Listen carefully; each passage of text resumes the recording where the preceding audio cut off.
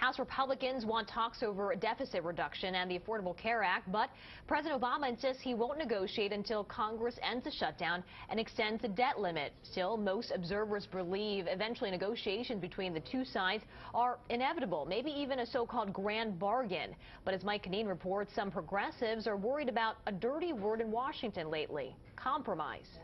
However and whenever the standoff over the government shutdown ends, it will likely require negotiations between President Obama and House Speaker John Boehner, maybe a grand bargain. If so, many progressives worry something called a chained consumer price index could be on the table, changing the way Social Security benefits are calculated. And these are the things that we worked for our entire careers. I worked 32 years for the federal government. We were never told that we would have a decrease in our COLAs or in our retirement benefits. Essentially, cost of living adjustments for Social Security would be lower over time, which opponents call a cut in benefits.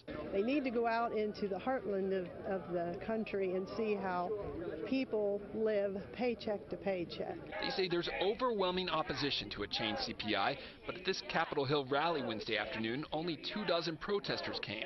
For many Americans, the issue is abstract and complicated. And if we explain this as a benefit cut, everybody gets it. Meanwhile, in today's Wall Street Journal, Congressman Paul Ryan, chairman of the House Budget Committee, called on President Obama to negotiate a debt ceiling deal with Republicans. Quote, to break the deadlock, both sides should agree to common sense reforms of the country's entitlement programs and tax code. For example, he says, quote, we could ask the better off to pay higher premiums for Medicare, and we could ask federal employees to contribute more to their own retirement. He's talking about, okay, we'll give in. All you have to do is cut Social Security, Medicare, and Medicaid. And you know what? Maybe then we'll reopen the government after, by the way, you gave us our budget. That is unacceptable. These protesters say they're directing their message at Congress, but also at the White House. After all, in the past, the president has endorsed the concept of a chained CPI as long as Republicans offered up new revenues. In the newsroom, Mike Canine, News Channel 8.